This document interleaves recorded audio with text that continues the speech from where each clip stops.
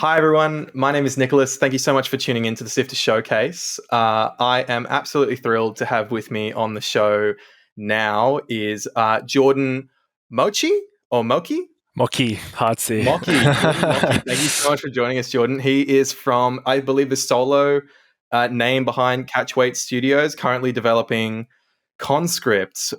Thank you so much for coming on the show, Jordan. No, thanks for having me. It's good to be here. It's an absolute pleasure. So coming into this, Conscript, for those of us sort of coming in at the ground floor, could you give us maybe like a 30-second elevator pitch on what Conscript is? Conscript is essentially a 2D World War I survival horror game. That's it. It's a World War I themed survival horror game. That's the elevator pitch. Yeah. You've drawn really strongly on kind of classic horror franchises like Resident Evil and Silent Hill. And what I kind of wanted to ask you to start off with is, what is it about those kind of foundational horror games that really speaks to you, both when you maybe first originally played them and now from the perspective of a game developer working on Conscript? I think for me personally, I love all genres, to be honest. I play every genre there is, really.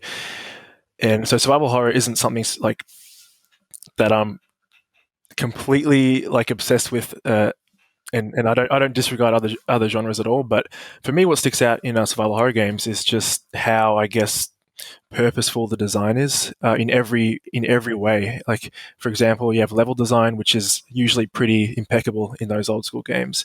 You have atmosphere. You have, let's just take, I guess, Resident Evil 1, for example. Like, look at the mansion. It's every room is like handcrafted, and you can tell there's just been so much thought put into like every aspect of the game. Iconic at this point. And fans of that series could probably, recite it like the back of their hand. Exactly. Having played through that, the mansion especially. And same thing for like the Resident Evil 2 police station. Just really iconic levels, really iconic games. And yeah, it's mainly that attention to detail that really sticks out to me. Like nothing is on accident, everything's on purpose, and that's kind of something that really drew me in to make a game specifically in that genre, because I'm a bit of a control freak and I like to make sure everything's kind of purposeful and well thought out when I'm making it. So yeah. Was that something that you kind of thought about when you were working through Conscript, that kind of balancing of tension of like making a player feel, empowered and giving them an idea of what was going on, but also making sure that you had enough up your sleeve that you could surprise them and make them feel threatened? I mean, honestly, that has probably been the biggest design challenge so far, is like maintaining that tension level in so many different ways. Like, I'll try to think of an example. I mean, combat is one area where I've kind of struggled with this in one way, where because it's a game that's based on a real life war, people kind of expect that there would be, I guess, a lot of enemies around, because that's what a war would be like. And so I have to kind of try and balance that expectation with the fact that it is a survival horror game, and resources will have to be limited in some way.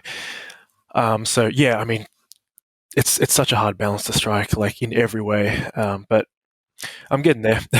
Yeah, and I believe you have another demo, which will be available in October. Yep. Are there major differences between those two demos? I mean, so it'll pretty much be similar, but a bunch of new gameplay mechanics. It's basically just a year of polish, a year of refinement, a year of adding extra things. Yeah, exactly. Sure. So it's the same kind of chunk of gameplay. There will be some more gameplay on the front of that, like an introductory sequence that wasn't in the previous demo, but it's largely just 1 year of like really hammering down the mechanics and polishing and bug fixing and all that.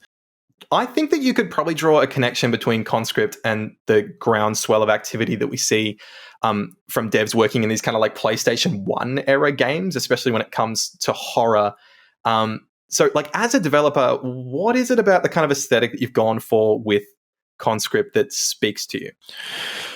Well, to be perfectly honest, the reason I chose that graphical style was because it was manageable for a one-man team. Like, I mean, I've come from literally no game development experience before this project. This is my first ever game, and yeah, I had no experience before this, so I kind of had to pick an art style that was manageable.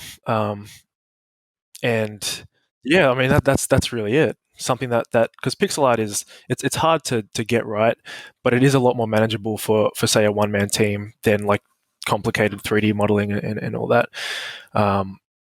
So yeah, I kind of just developed this strange kind of hybrid 3D pixel art aesthetic, and I just kind of kept refining it in a way and kept working on it, and it's just kind of turned into this weird kind of weird. Yeah, I guess weird is the best way to describe it. It's I can't really think of many games that look like Conscript, because it is kind of PS1-ish, but it's also like pixel art. There's, in terms of game feel and game design, it can become really apparent like how much time has passed. So when you look at those games as inspiration, how do you choose like what to carry forward from that era and what to leave behind? Like between that modern and retro vibe, how do you walk that line? Yeah, that's a good question, and that's like something I'm always kind of thinking of, because you're right. Like you go back and play, especially the original Silent Hills, and graphically, like I can always kind of I'm never fussed by graphics, but it's the feel of the game, which is something that will always stick out to me. And when you play those early Silent Hill games, like they feel terrible. Like there's no sugarcoating it. Like the controls are terrible.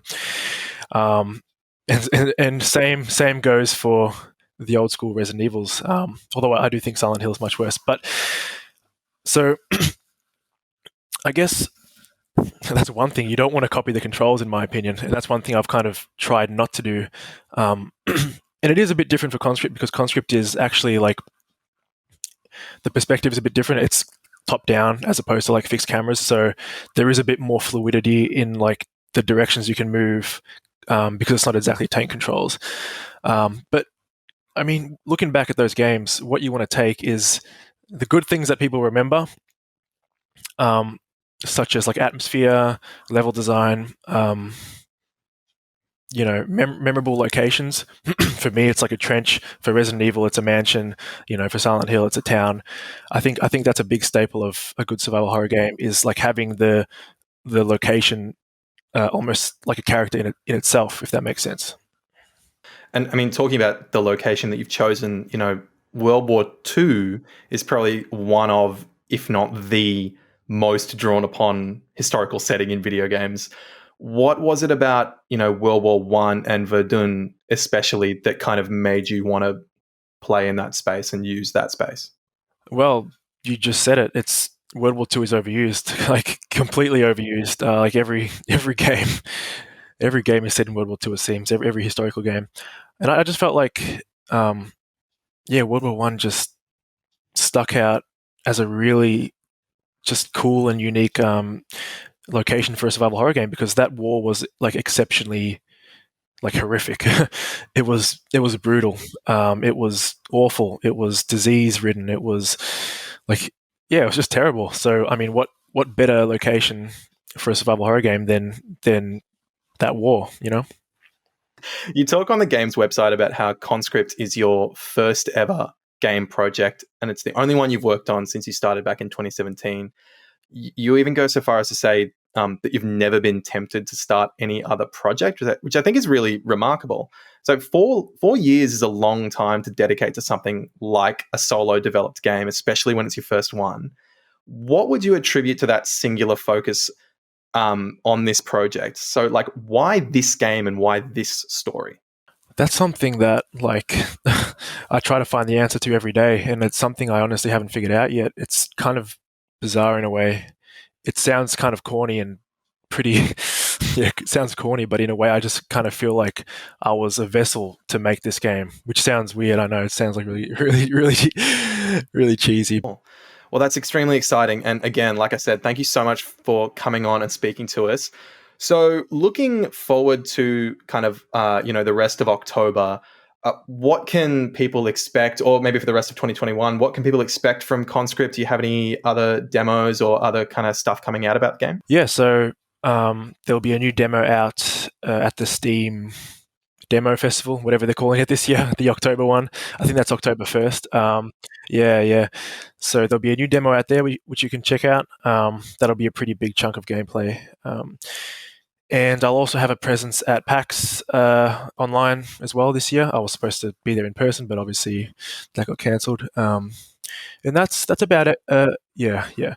That's about it for this year. I just recently had a trailer premiere on IGN, which was like amazing. So just like look up Conscript trailer on IGN if you want to see that new trailer. Okay, great. Well, I guess that'll do us for Conscript for this portion of the Sifter Showcase. But again, Thanks for having me. Jordan, thank you so much for joining us, and I hope you enjoy the rest of of the showcase. I'm sure you'll be tuning in. It'll be great. Yeah, and enjoy the rest of. We're excited Thank to you. see Conscript next year. All right, thank you, mate. See ya.